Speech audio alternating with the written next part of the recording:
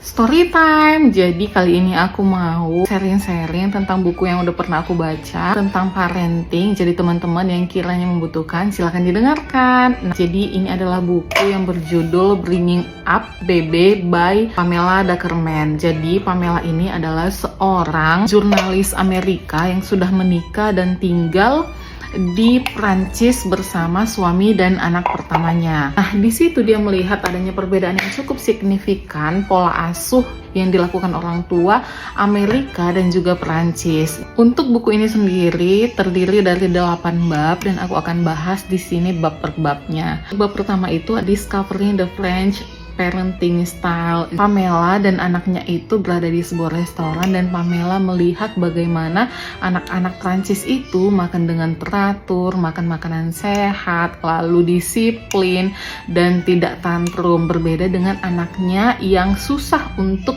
diatur, diberikan pengertian. Bab keduanya waiting. Nah, anak-anak di Prancis itu sudah diajarkan untuk menunggu ketika masih bayi. Anak-anak Prancis itu ketika menangis tidak langsung digendong oleh ibunya, tetapi diberikan waktu dulu kepada anak tersebut supaya dapat menenangkan diri dahulu, lalu setelah itu diangkat dan digendong oleh ibunya. Dengan seperti itu maka anak-anak di Prancis terbiasa untuk menunggu. Yang di bab ketiga adalah The Secret Behind French Sleep Training. Jadi anak-anak Prancis itu sudah diajarkan sleep training yang mana umur 3 bulan mereka sudah tidur panjang, tidak ada lagi terbangun di malam hari. Nah, hal ini sangat berbeda dengan di Amerika. Kalau di Amerika ketika anak menangis, ibunya buru-buru langsung mengambil anak, menenangkan anak. Tetapi karena di Prancis ketika anak menangis mereka menunggu dulu supaya anak menenangkan diri dahulu, lalu anak bisa tertidur kembali. Di bab keempat Eating the French Way. Jadi kalau anak-anak Prancis itu semuanya itu disiplin. Ada jam makan pagi, makan siang, cemilan sore, dan juga makan malam. Mereka tidak akan makan di lain jam-jam makan yang telah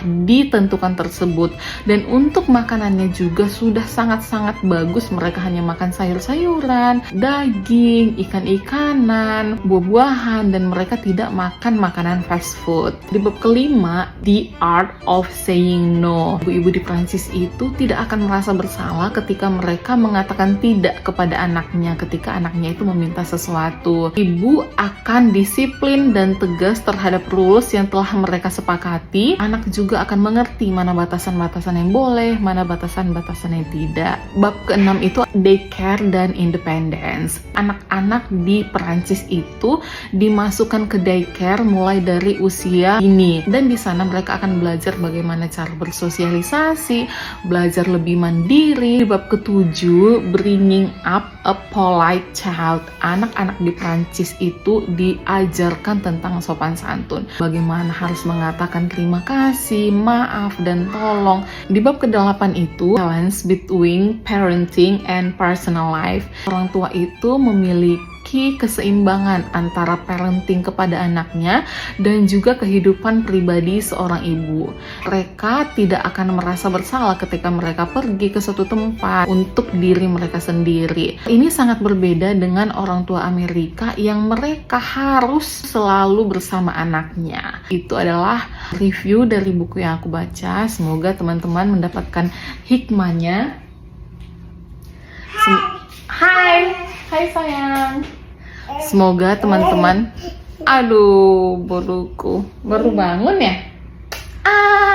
Enak banget.